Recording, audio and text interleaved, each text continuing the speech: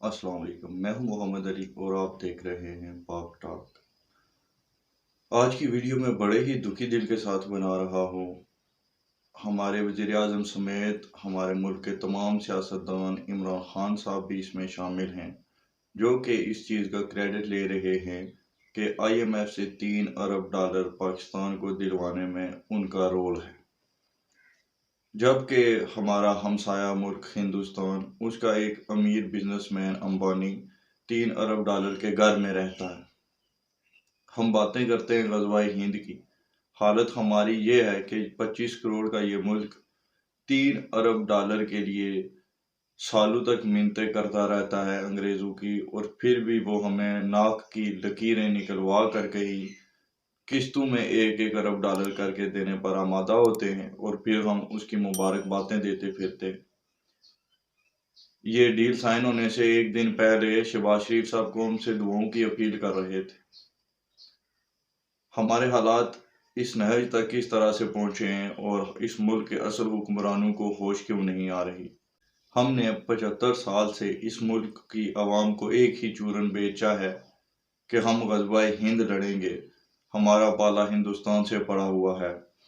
फिर हमारा हर सियासतदान गद्दार हो जाता है। फातिमा जना भी गद्दार थी, जुल्फ़िकार भुट्टो भी गद्दार था, नवाज शरीफ भी गद्दार था, जरदारी भी गद्दार था, और अब इमरान खान गद्दार हो गया और नवाज शरीफ और जरदारी वगैरह दूध के दूल्हे हो गए हैं। इसमें कसूर हमारे सियासतदानों का भी है कि जिसको लॉलीपॉप दिया जाता है वो बड़े आराम से 2-3 सालों तक बैठकर उसको चूसता रहता है, और फिर जब उसको लात मारी जाती है तो उसको इस मुल्क की खराबियां नज़र आने लग जाती हैं, एस्टेब्लिशमेंट का किरदार नज़र आने लग जाता है। ऐसा ही चलता आया हमेशा से और शायद ऐसा ही चलता रहेगा। हमारे पास कोई चारा भी नहीं है, कोई एक आदमी उठकर इनकलाब बर्पा कर भी नहीं सकता।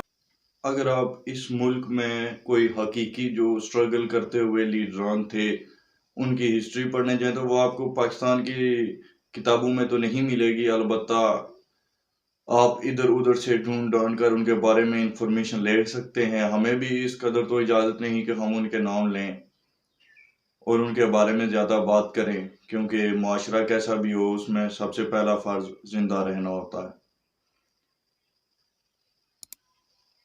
अगर आप उन रहनुमाओं को ढूंढ सकें तारीख में तो आप नेल्सन मंडेला को भूल जाएंगे, उसकी कुर्बानियों को भूल जाएंगे, चे गुवेरा को आप भूल जाएंगे, जो कुछ हमारे यहाँ पर रहनुमाओं ने जितनी कुर्बानियाँ दी हैं।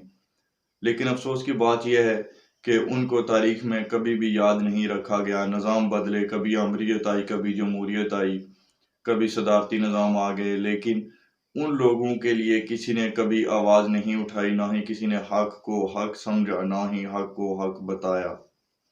हमारे वज़ीर आज़म साहब भी 2 दिन पहले कह रहे थे कि 75 साल से हमने सिर्फ तकरीरें की हैं, काम कोई नहीं किया। लेकिन पूछने वाला अब भी कोई नहीं कि उन 75 सालों में आप भी तो शामिल हैं। आप भी तो 2 बार CM पंजाब रहे हैं। आपकी हुकूमत मरकज़ में भी 3 बार रह चुकी है। अब चौथी बार भी आप ही या आपके भाई साहब वज़ीर आज़म बनने के लिए ख्वाहिशमंद हैं। तो आप भी तो इस सब में शामिल हैं। लेकिन अफ़सोस का मुकाम ये है कि हम हर 5 साल बाद भूल जाते हैं कि वही हुक्मरान जो पहले हमें लूट खा कर गए, वही वापस आ रहे हैं।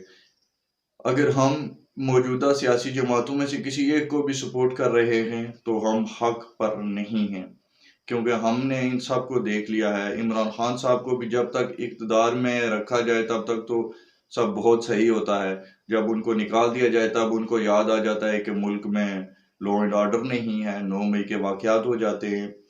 तो हमें ज़रूरत इस अमर की है कि ये अवाम इन सियासी जमातों की हकीकत को समझे और इस बात पर आवाज़ उठाई जाए ताकि हमें भी कोई इनकलाबी मिल जाए जो हकीकत में इस निज़ाम को बदलने के लिए आए।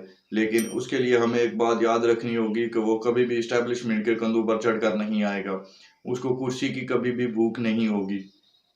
वो तो बस आवाम के लिए लड़ेगा और आवाम के लिए मरेगा। लेकिन लड़ने और मरने से मुराद ये नहीं कि कोई हाथ में हथियार उठाकर बाहर निकल आए। हमें अपनी आवाज़ हक बुलंद करनी चाहिए और हमें कोई ऐसा लीडर चाहिए जो इक़्तिदार की खातिर कॉम्प्रोमाइज़ ना करे, जिसे लालच ना हो کہ اس کو اقتدار دیا جائے، وہ بس حق کی بات کرتا رہے اور چاہے وہ کچھ بھی حاصل نہ کر سکے لیکن حق بات عوام تک ہمیشہ پہنچائے۔ لیکن افسوس کی بات یہ ہے کہ ہمیں ایسا کوئی بھی رہنما آج تک نصیب نہیں ہو سکا جو عوام کے سامنے بھی جس کی پذیرائی ہوئی ہو۔ ایسی آوازیں اٹھتی تو ہیں لیکن وہ نچلے درجے پر ہی دب جاتی ہیں، کیونکہ اس ملک کے اصل حکمران ان کو کبھی بھی اوپر آنے کی اجازت نہیں دیتے۔ اگر عمران خان صاحب بھی ایک سرکل کے اندر رہ کر اپنی سیاست نہ کرتے تو ان کو اتنی پذیرائی کبھی بھی نہیں ملتی۔ اور آج بھی یہ جو جنگ چل رہی ہے یہ انٹا اسٹیبلشمنٹ نہیں ہے بلکہ انٹرا اسٹیبلشمنٹ جنگ ہے۔ اس سے زیادہ میں اس پر گفتگو نہیں کرنا چاہوں گا۔ اب تک کے لیے اتنا ہی تھا۔ ویڈیو پسند آئے تو لائک، کمنٹ اور شیئر ضرور کیجیے تاکہ یوٹیوب اس کو زیادہ سے زیادہ لوگوں تک پہنچائے۔ اپنا بہت سارا خیال رکھیے، ملیں گے آگے کسی اور ویڈیو میں۔ اللہ حافظ و ناصر۔